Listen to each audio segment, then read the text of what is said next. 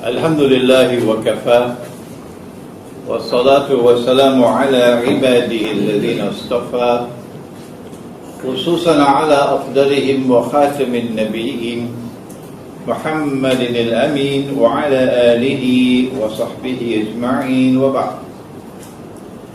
Assalamu alaikum wa rahmatullahi wa barakatuh to all of you here at Kaisa Darus Salam in Damansara in Kuala Lumpur in Malaysia. Our topic is a very interesting one on Russia, NATO, the North Atlantic Treaty Organization, Syria, and the Malhama in Akhir Zaman. So you need politics, you need some knowledge of international affairs, and you need eschatology, which is Akhir Zaman, Islamic eschatology. You need to be able to apply the Quran and the Hadith to the events which are unfolding in the world.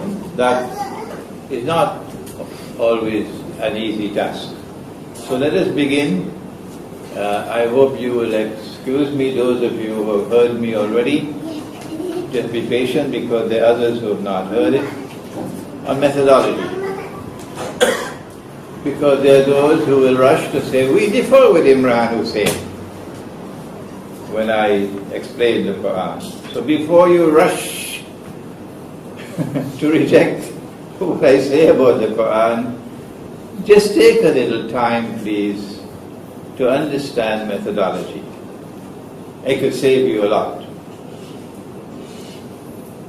Allah subhanahu wa ta'ala taught methodology at the beginning of the Quran, when He ordered the Malaika, the angels, to make sajda to Adam alayhi salam. And I always wondered, why did He do that? Was it because of something which was there in Adam alayhi salam, that you had to make sajda to him? Or was it the other way around? Was it the other way around? You were going to test to see who are those who are arrogant and those who are not. But that's not our subject today. فَسَجَدُوا إِلَّا إِبْلِيسِ. They all made sajda except Iblis. If we use what I refer to as a schoolboy methodology, then we take the statement by itself in isolation.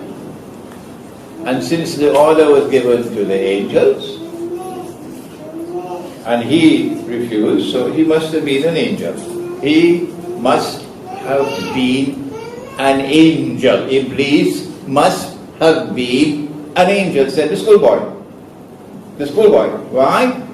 Because the schoolboy says the order was given to the angels, and they all obeyed except Iblis. So Iblis, according to the schoolboy, Iblis had to be an angel. Allah constructed the sentence this way to teach a lesson. Yes. When you announced that Iblis was an angel, then you start looking at other parts of the Quran. And then your face becomes pink, and then it becomes red with embarrassment. Why? Because Allah says about the angels, وَيَفْعَلُونَ مَا يُؤْمَرُونَ, that angels don't have a choice.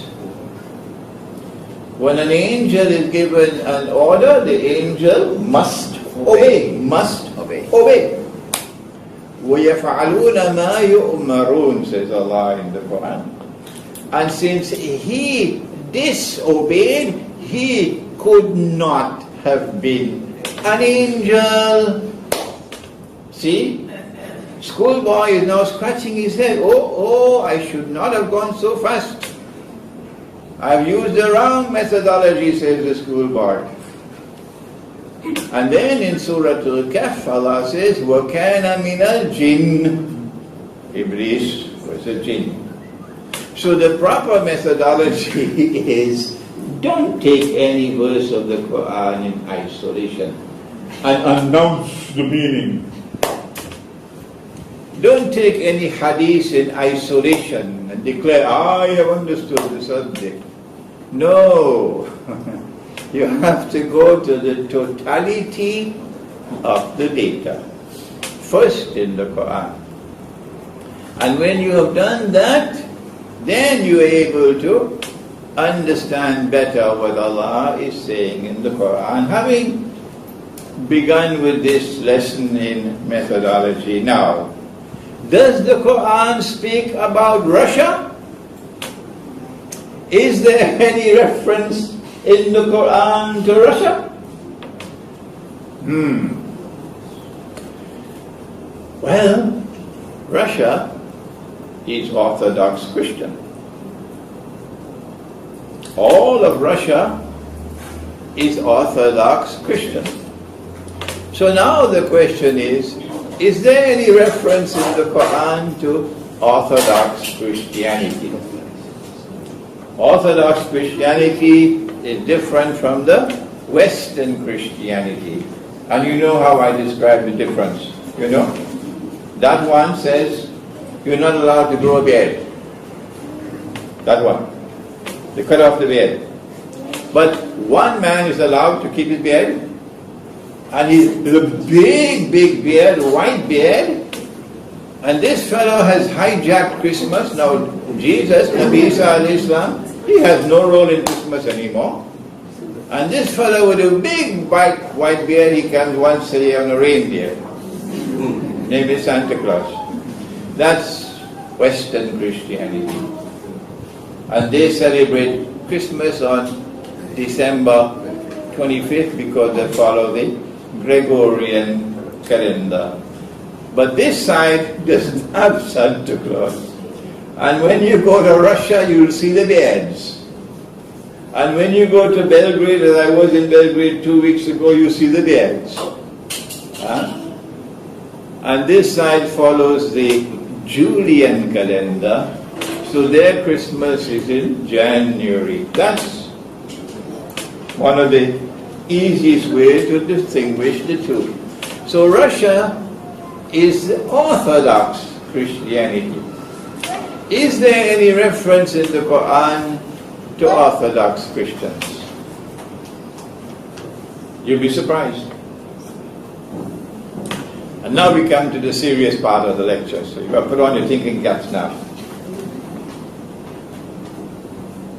Allah subhanahu wa ta'ala makes a very, very, very important statement in the Quran. In Surah Al-Ma'idah. And I'm conscious that I'm not speaking only to this audience here, but I'm speaking to a lot of critics of mine on the internet around the world. So would they also listen carefully? It is in Surah Al-Ma'idah, and he says, بَعَدَ أَعُوذُ بِاللَّهِ مِنَ الشَّيْطَانِ الرَّجِيمِ لَتَجِدَنَّ, which is fi'l mudariya, which means present and future. Present and future.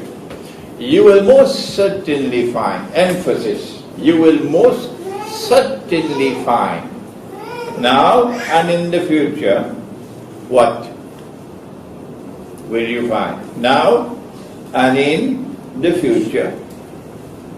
أَشَدَّ النَّاسِ عَدَاوَةً لِلَّذِينَ آمَنُوا الْيَهُودِ, that the Jews would be the most hostile of all people to those who have faith in this Quran. But then that did happen in the time of the Prophet ﷺ. Oh yes, the Jews were the most hostile. وَالَّذِينَ أَشْرَكُوا. And in addition to the Jews, there were another people who were also the most hostile of all to the Muslims. And those were the people who were in shirk, the kuffar of Mecca. They had hostility and enmity and hatred easing out of their heads. They were so hostile. So this came to pass at that time.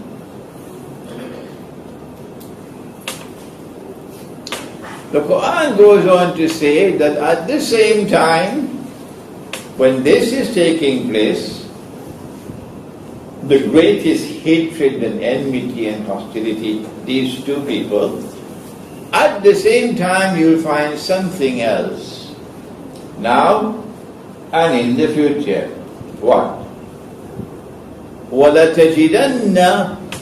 And you will most certainly find now and in the future أَقْرَبَهُمْ مَوَدَّةً لِلَّذِينَ آمَنُوا الَّذِينَ قَالُوا إِنَّا نَصَارَى. That you will most certainly find now and in the future that those who will be closest in love and affection for you Muslims would be a people who say, we are Christians. Now, nothing happens in the Quran by accident. Allah did not say, He did not say that you will most certainly find those who will be closest in love and affection to you would be Christians. He didn't say that. What did He say?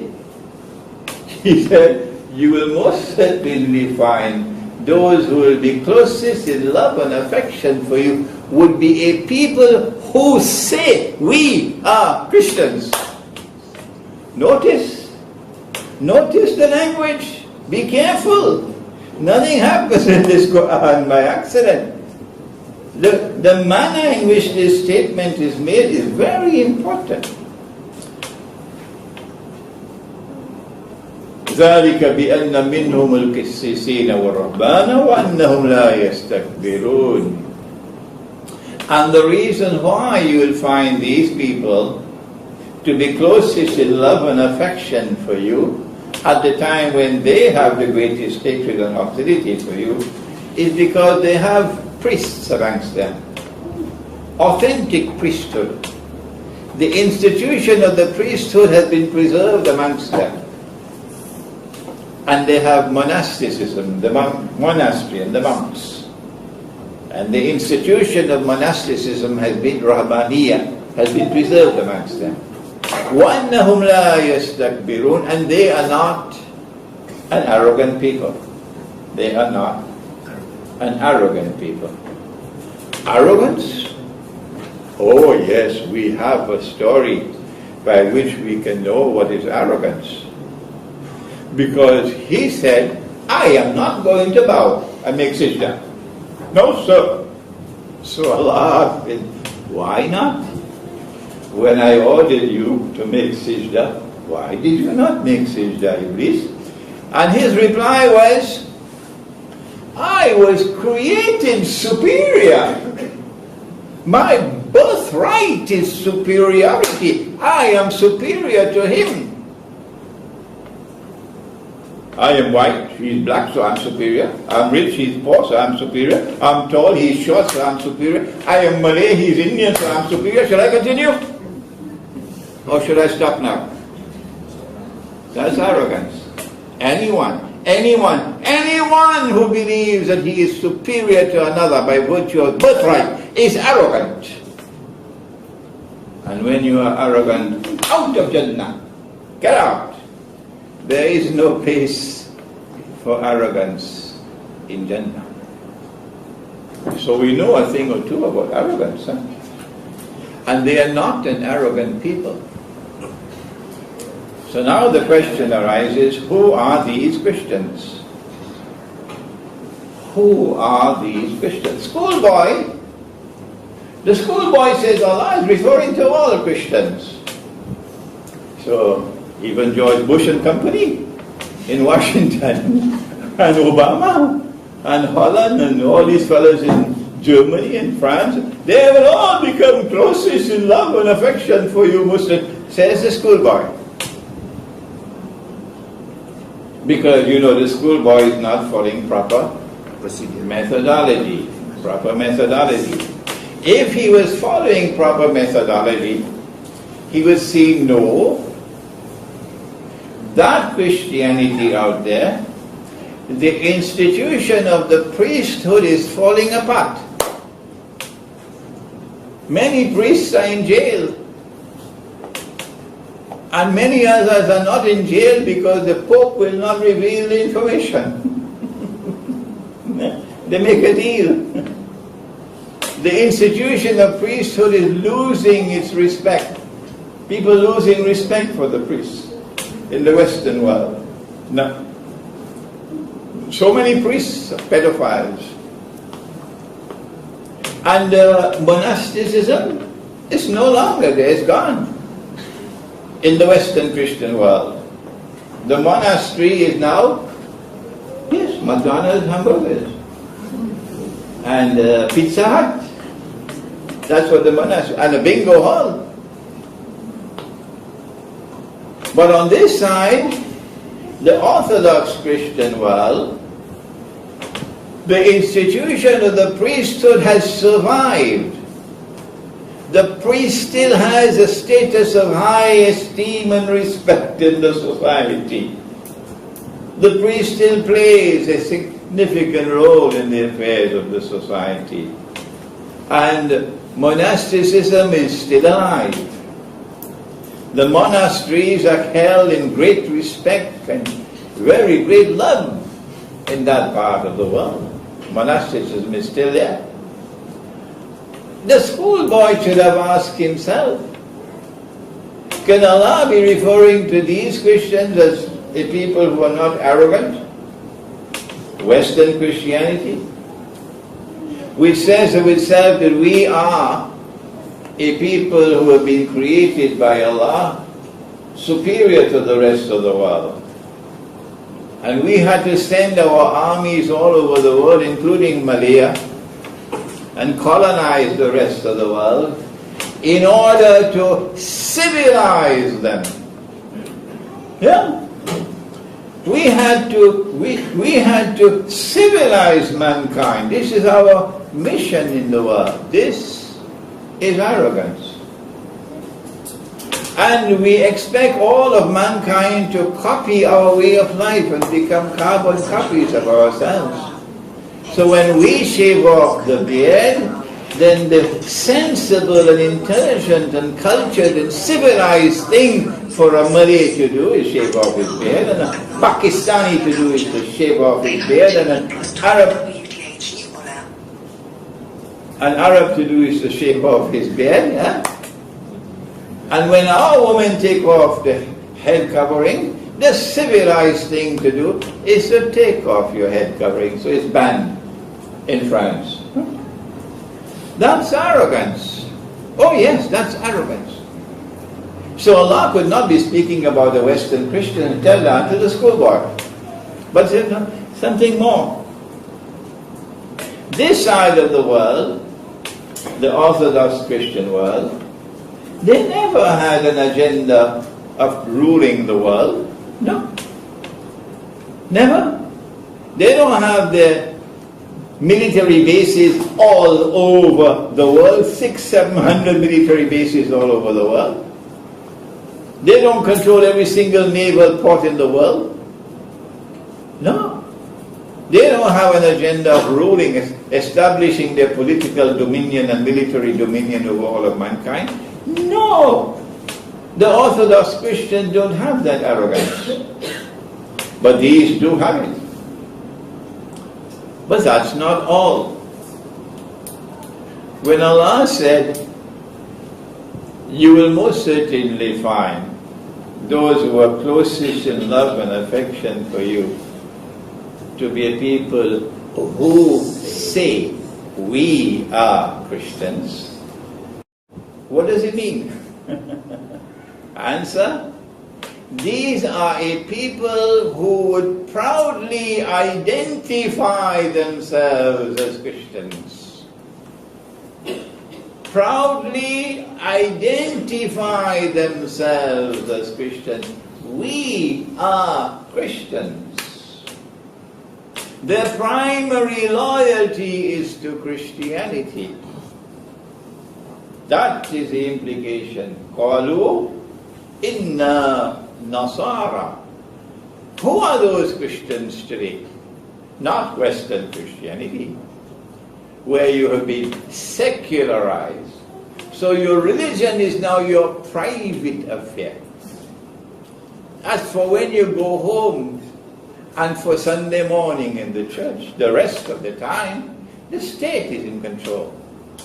So we are Americans. We are French. We are Germans. Not we are Christians. So this is the way Allah is helping the schoolboy to recognize, to eliminate this part of the Christian world. That these are not the ones that Allah is speaking about. Then who are those who He's speaking about? This side of the Christian world looks very much to be the people Allah is referring to.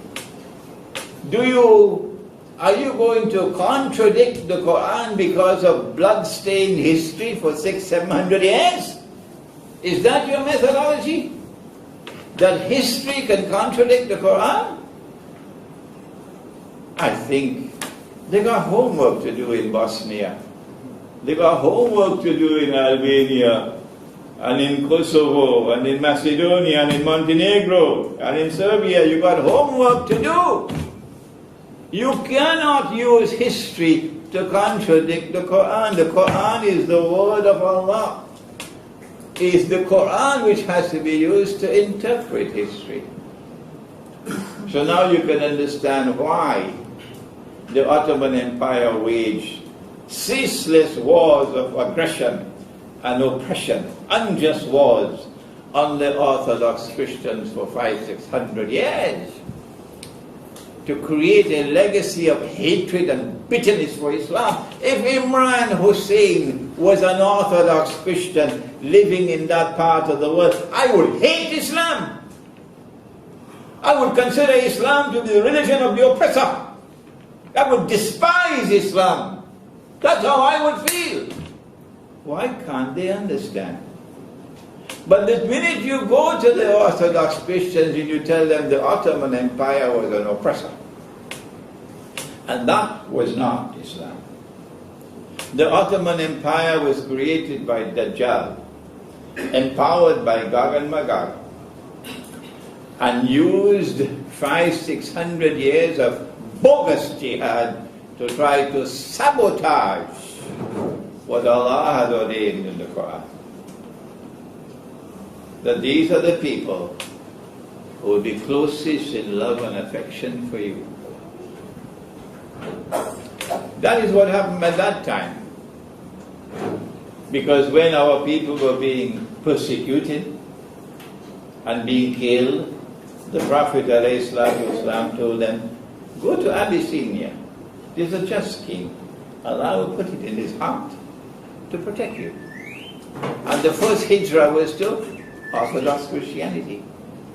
And when Makkah sent their people to try to get the slaves repatriated, no, the king said, no, I will never do that. I'll never give them up. And so we see love and affection at that time amongst the Orthodox Christians. Today, after 1400 years, once again, the Jews have become what they were at the time of the Prophet ﷺ. This did not happen for 1,000 years. For more than 1,000 years, the Jews lived amongst us Muslims in peace and in mutual respect. Oh yes. It is only after the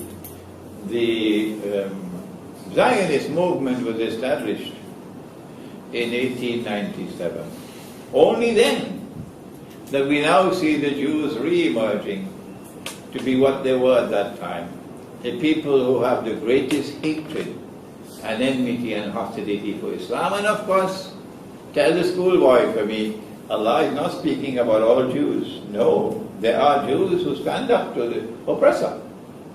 But Israel today is the greatest oppressor state in the world. Worse even than the United States. That's terrible. And at the same time that Israel and the Jews have become the greatest oppressors, hatred and enmity for Islam at this time, so too another people who are built on shirk, they are also displaying the same hatred and enmity and hostility. Who are they? It is modern, those who control power in modern Western civilization. They're waging war on Islam and they call it war on terror. They're waging war on Islam and they call it war on terror. So at the same time that this is happening, the Quran is saying that you will find a Christian people who will now become closest in love and affection for you. This is your book speaking, the Quran. This is the proper, correct methodology which is being used to explain the Quran. If I am wrong, you must tell me what is right. You cannot simply say that Imran is wrong without saying what is right. I went to Moscow 2 years ago, after the Ottoman Empire had waged endless wars, unjust wars, jihad against Russia. And the Tatar in Crimea were slave raiders, enslaving the Russians and selling them as slaves for hundreds of years. And the Russians hated Islam for that. And had I been a Russian, I would also hate Islam for that.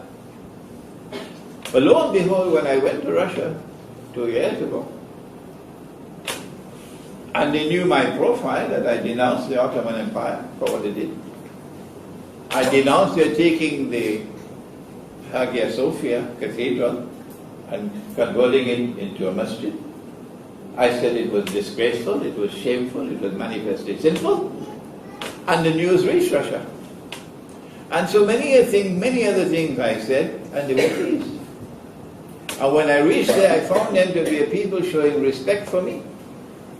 And more than that, showing affection for me. And showing respect for Islam. This is what I found in Russia. And 3 weeks ago, I went to the capital city of the Balkans, which is Belgrade, in Serbia. And there was hatred for Islam to such an extent because the Ottoman Empire ruled over Belgrade for 400 years. 400 years. So when the Ottomans were removed, they destroyed every masjid that there was in Belgrade and left only one masjid standing. Up to now there's only one masjid in Belgrade. All the rest are destroyed because of the hatred for Islam. But when they heard of my profile and what I said about the Ottoman Empire, what I said about Hagia Sophia, look at what happened when I arrived in Belgrade. About 3 weeks ago. I was invited by the Serbian Academy of Science and Arts, which is one of the very prestigious organizations in Belgrade. And they wanted me to speak on Islamic banking. But when they heard about my book on Islam and the future of the money, they changed the topic. They said, speak on this one. And I went there and there was a distinguished gathering. If I had known who these people were, I'd have got maybe some cold feet. But I didn't know who they were. Afterwards I was told, this man is from the central bank. This one is a former foreign minister. This one is an ambassador's son. And they received my lecture with not only friendship and esteem and respect, but they were learning from me. And then I was invited to the University of Belgrade. which is the most prestigious institution in Belgrade. You can't go to Belgrade University to lecture on religion. No, not in the secular society. And there was I, in a gown and a hat, lecturing on Islamic eschatology, and nobody came. No policeman came to remove me. When I arrived in the auditorium of the university, I found people standing in the hallway because there was no space inside. The auditorium was packed, no space. And when I entered the auditorium for the first time in my life, it happened. Never happened before. The whole auditorium erupted in prolonged and loud applause, welcoming me. How did it happen? Huh? The first time they're seeing me. They did that because they knew about me from the internet. And they liked what they heard. This was a man denouncing Ottoman oppression. This was music in the air. They were longing to hear this. And I spoke to them for an hour or more. When you go home, please go to YouTube and listen to the lecture. All right? There are powerful voices, powerful people in Belgrade who don't want me to succeed. Oh yeah? They want Serbia to be part of NATO. And so you will see in the middle of the lecture, you will see a clip where the camera focuses on the audience, and all the audience are talking to each other and showing each other their handphone and talking. Nobody's paying attention. And the impression is created, well, nobody's interested in the lecture. No. That clip was before I arrived. Before I arrived. And they took that and they put it into the middle of the lecture to give the bad impression. You see? I remained in Belgrade for 10 days, and not one instance of hatred for Islam. None. None. So you can see from both Russia and the Balkans, you can see that Orthodox Christianity is changing its view and turning towards more positive relationship with Islam. Russia is a part of that Orthodox Christian world. Not only is Russia a part of that Orthodox Christian world, but Russia is the leader. So is Russia in the Quran? The answer indirectly, yes.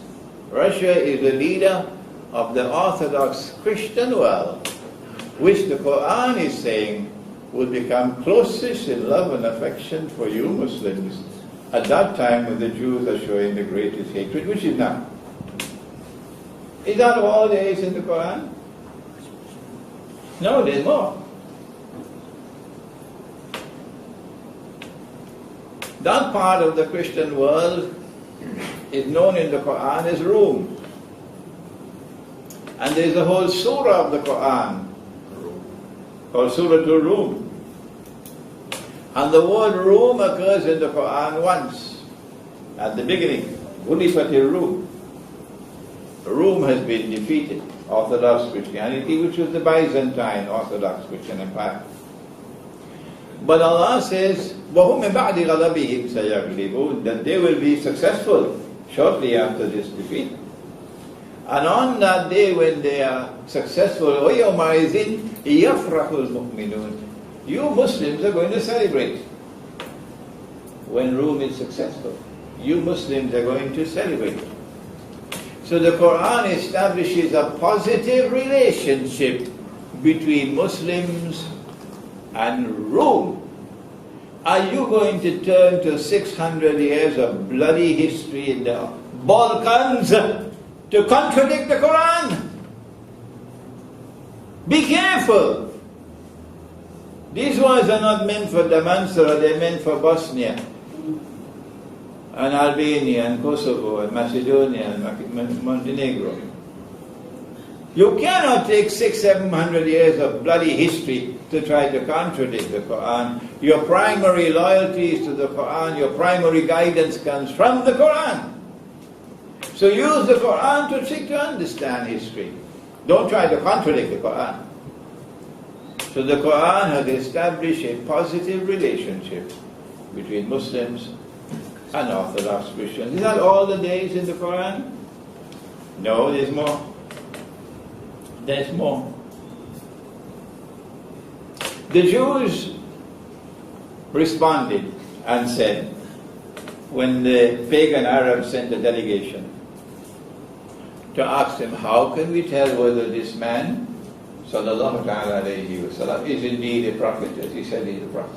They said, ask him these three questions, which only a prophet can answer. In my book, Surah Al-Kahf, about an age at the back, deals with those three questions. One of the questions was, ask him about the great traveler who traveled to the two ends of the world. But when Allah answered the question, He first repeated the question and then He answered it. وَيَسْأَلُونَكَ عَنْ ذِي الْقَرْنَيْنِ. And they questioned thee, O Muhammad alayhi salatu wasalam, about Dhul Qarnayn, a great traveler who traveled to the two ends of the world.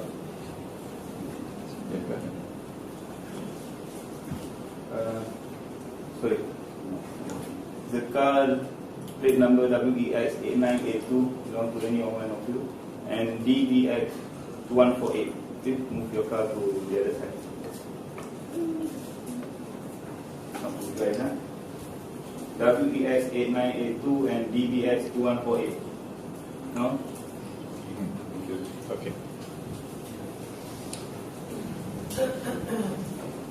The great traveler who traveled to the two ends of the world is Dhul Qarnayn. Dhul Qarnayn means the one who possesses two qarns. That's not his name. His name is not Dhul Qarnayn. This is his nickname. What is his name? We don't know. His nickname. You had a prime minister here named Badawi. Yes. And I saw in the newspaper Pala. Nickname. Big nickname. So, nickname. What is his name? We don't know. But he's one who possesses two qarns. Qarn can mean horn, and qarn can mean age. But every time Allah uses the word qarn in the Quran, He always uses it to mean age, and He's never used it to mean horn. So clearly, we are in good foundation when we say Dhul Qarnayn will be someone who impacts on two ages. Two ages. And then Allah describes the first journey to the setting of the sun and the second journey to the rising of the sun. But He doesn't stop there. No. The Jews wanted to know whether He knew about the third journey. That's the question. And Allah answered. The third journey took Him to Gog and Magog, which is a big sign of Akhir Zaman. Only a prophet would know about Gog and Magog. So the first age, when Dhul Qarnayn traveled to the setting of the sun, refers to a period of time before Gog and Magog were released into the world. And the second age refers to a time after Gog and Magog are released into the world. Two ages. Someone, we don't know his name, we do not know his name. Someone who is endowed by Allah with power. That much we know. And secondly, his power rests on the foundations of faith. Schoolboy was said the only one who has faith is a Muslim. So those who came before Islam don't have faith. No, schoolboy, keep quiet. The story of Zulkarnain is from that time before Gog and Magog are released into the world. Okay? How are you going to use your power? He travels to the setting of the sun. And then he comes upon a body of water which is the Quran describes as Aynun Hamiyah, dark and murky. Aynun Hamiyah, dark and murky. If you're in a ship and you look down, you probably have visibility for only 1 meter. But if you're in the Mediterranean and in a ship and you look down, you could see probably a few meters. So the water in this body of water is dark and murky. All the commentators of the Quran are all in agreement that the Quran is referring to the Black Sea. That's why it's called Black Sea. The Black Sea. And Crimea is in the Black Sea. And Russia now controls Crimea. If you control Crimea, you control power in the Black Sea. Okay? So at this place, he comes across the people, the Black Sea. And Allah asks him, how are you going to deal with them? When power rests on the foundations of faith, how will power be used?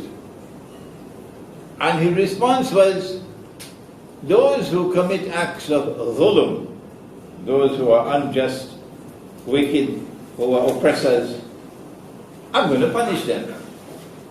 So power will be used to punish the oppressor, punish the wicked.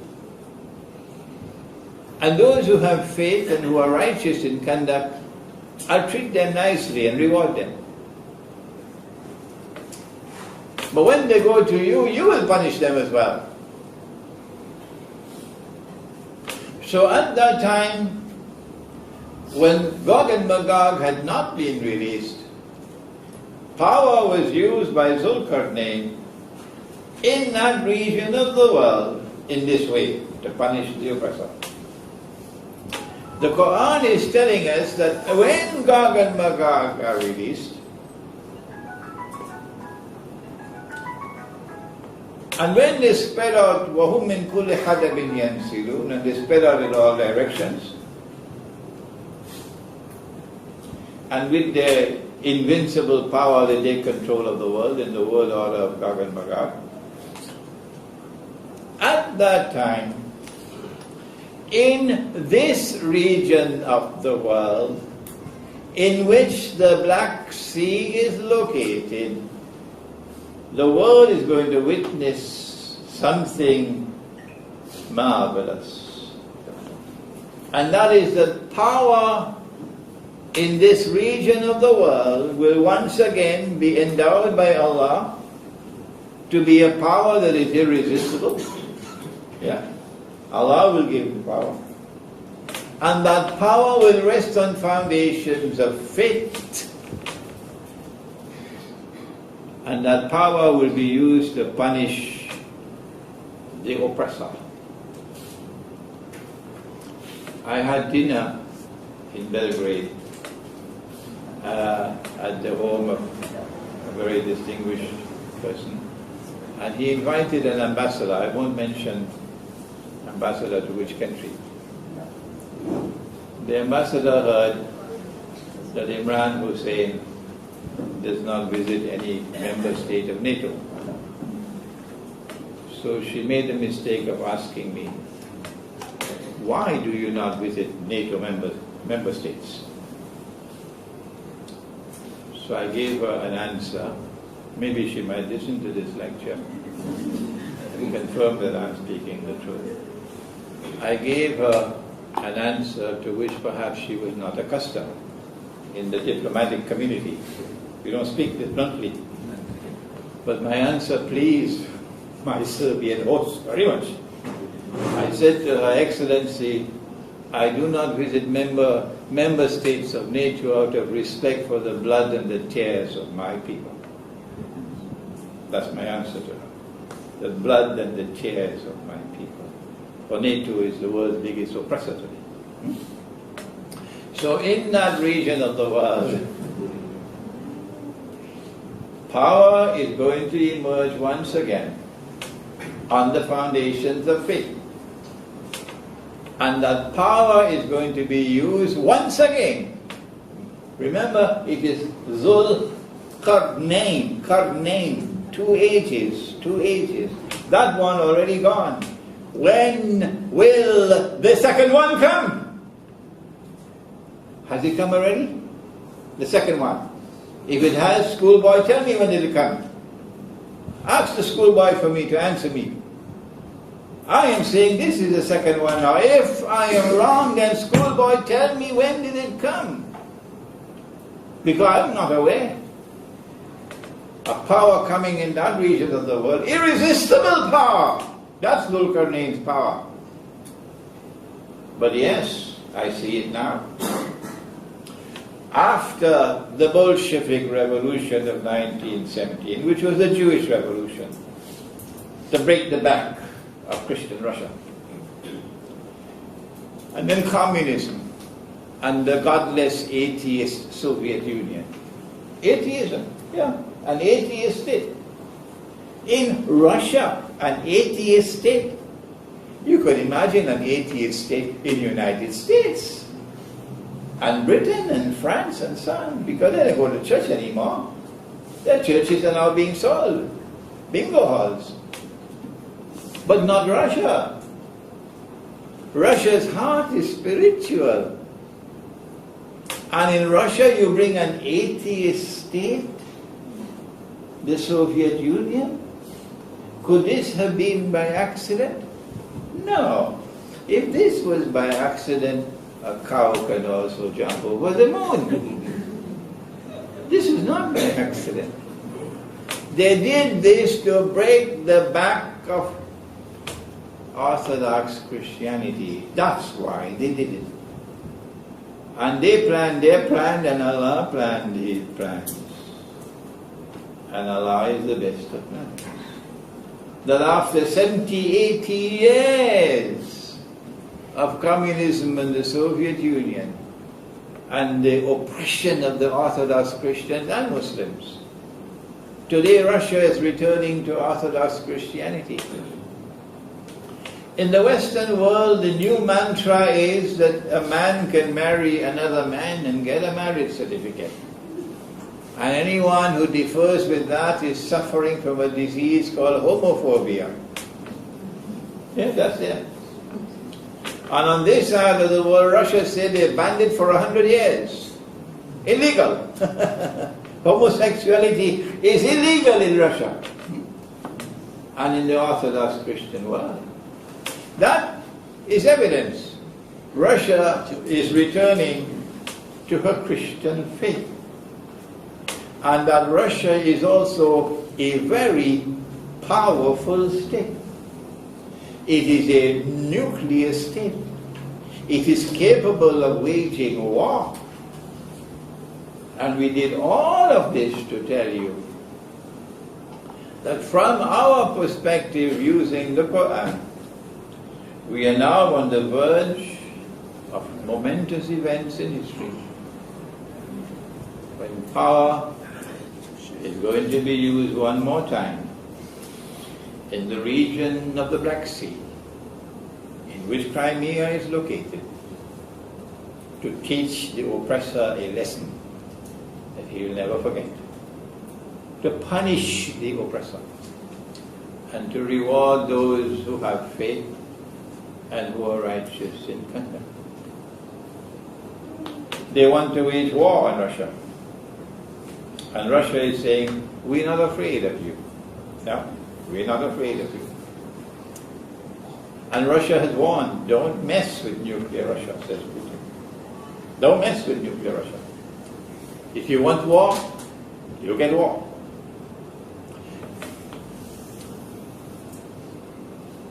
Russia has just intervened in Syria. We don't have the time to go to the Arab Spring. We don't have time to go to Libya. So we've got to cut out that to come to Syria. For 1 year, NATO has been waging war, aerial war, on ISIS, the Islamic State. The Islamic State, which receives its weapons and receives its money from the CIA and from Turkey, which is a NATO member state, and is therefore waging what would be called a CIA jihad, but I prefer to give it a more colorful name. I call it a Yankee jihad. This Islamic State. And they are dropping bombs on them for 1 year now.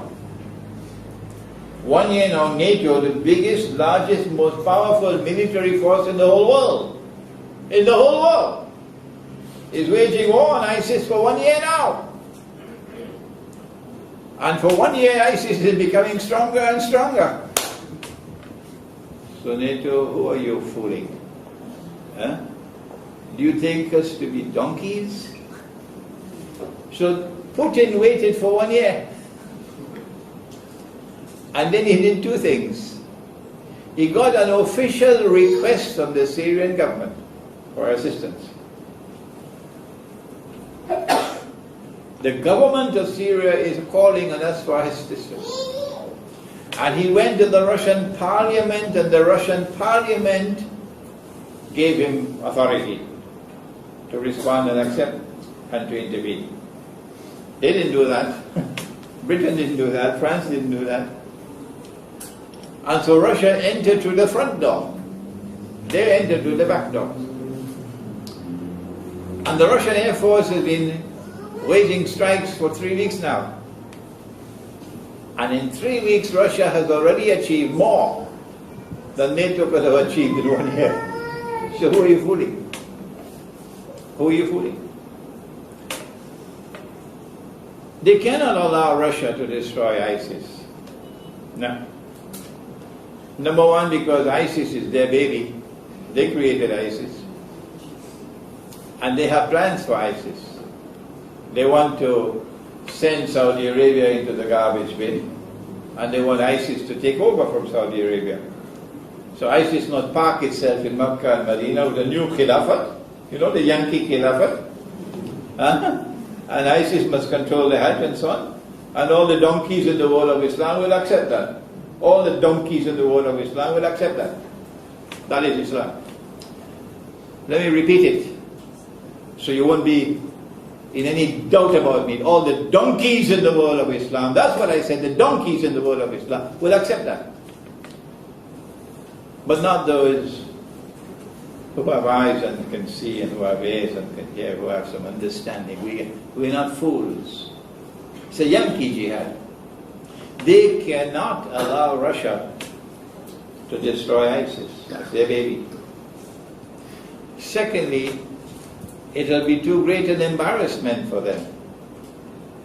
The Russia who they're trying to isolate and make Russia look like the devil, Russia is able to come on the stage of the world and achieve a spectacular victory in the full daylight of history and make NATO look like a bunch of fools. They can't allow that to happen. So then what will they have to do? Answer? They'll have to respond, whether they like it or whether they don't. They'll have to up the ante. They'll have to escalate the conflict. They'll have to find some excuse to intervene militarily to respond to the Russian intervention. And when they up the ante, Russia will come back and up the ante again. Because Russia is saying, we're not afraid of you. So where is this going to lead to? Answer? The Prophet ﷺ spoke about the Malhama. And he identified where the Malhama will take place. In that region of the world between Damascus and Turkey. That's where it's going to take place. And that's where the parties are already in place. I don't think Russia wants nuclear war. I don't think the American armed forces want nuclear war. No. America much prefers to wage war in Libya, because you can wage war in Libya and go home and have dinner. But not Russia. Nuclear war means that they will use every single nuclear weapon that they have. It will be all-out war to the finish. And nuclear weapons don't destroy so many buildings as they destroy people. So there's going to be a war in which most of those who are fighting will be killed. You think the American armed forces want such a war? How many will be killed in this war that's coming? Has our Prophet spoken about it? Yes, he has. Tell the schoolboy for me. The Prophet has spoken about a war in which 99 out of every 100 will be killed. It's there in Sahih Bukhari. And if you go to YouTube and look at my lectures on Islam, the petrodollar and Russia's tryst with destiny, you'll see my analysis of that hadith. 99 out of every 100 will be killed. Can't be conventional warfare. No. Conventional warfare don't kill so many people. But nuclear weapons do. Nuclear weapon kills people. Yeah. So it looks very much as though it has to be a nuclear war in order for 99 out of every 100 to be killed. If you say to me that there are no nuclear weapons in the world, by all means you can keep on offering your viewpoint and try to get mankind to accept your viewpoint. But don't try to silence me. That's not fair.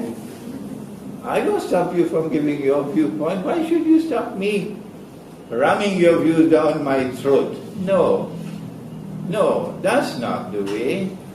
If you say there are no nuclear weapons, there will be no nuclear war. By all means, certainly, do please offer your viewpoint and give the proof to support your viewpoint.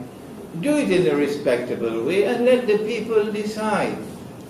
Don't try to stop me and stampede me and silence me. That is not the right way. So yes, I'm saying that it is now inevitable that nuclear war is coming. We cannot avoid it.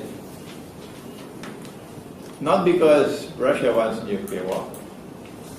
Not because NATO wants nuclear war. None of them want nuclear war. But because somebody else wants nuclear war. Who is the somebody else? Somebody else is someone who wants to succeed the United States as the next ruling state in the world. The Judeo-Christian Zionist Alliance knows it. They want Israel to replace the United States as the next ruling state in the world. So that in the same way that Pax Americana replaced Pax Britannica, you have read Jerusalem in the Quran, haven't you? If you don't know English, we have it in Bahasa outside now. Okay? In the same way that Pax Americana replaced Pax Britannica, so too Pax Judaica will replace Pax Americana. The US dollar is now in irreversible decline. The United States as a world power is now in irreversible decline. And Putin knows that. And Israel is preparing to replace the United States. But Israel is small, and the world is big. How can Israel rule the world? Yes, we can understand the United States. But how can Israel rule the world? Answer, either Israel has to become much bigger, or the world has to become much smaller. Which will it be? That's why they want nuclear war. That's why they want nuclear war. So that the world will become much smaller. My opinion, I can be wrong, my opinion is that you can't live in North America after nuclear war. It won't be habitable. Or Europe, no. Those will be wasteland. My opinion is that what is left of the world after the nuclear war would be a world that is small enough for Israel to manage. And therefore, we see a passage now from Russia to NATO, to Syria, to the Malhama, to Akhir Zaman. And you know what happens after Israel takes over from the United States? The Dajjal's day like a week will begin. And when the week is ended, then the Dajjal will appear in human form. You also know that after the Malhama there's going to be another very important event. What is that? The conquest of Istanbul, huh? Oh, not Istanbul. The conquest of Constantinople will take place after the Malhama. Tell that to the people of Turkey for me, because they've been so brainwashed by 500-600 years of Ottoman garbage that they believe that Sultan Muhammad Fatih is the one who conquered Constantinople and fulfilled the prophecy of Prophet Muhammad alayhi salatu. Wrong, wrong, wrong.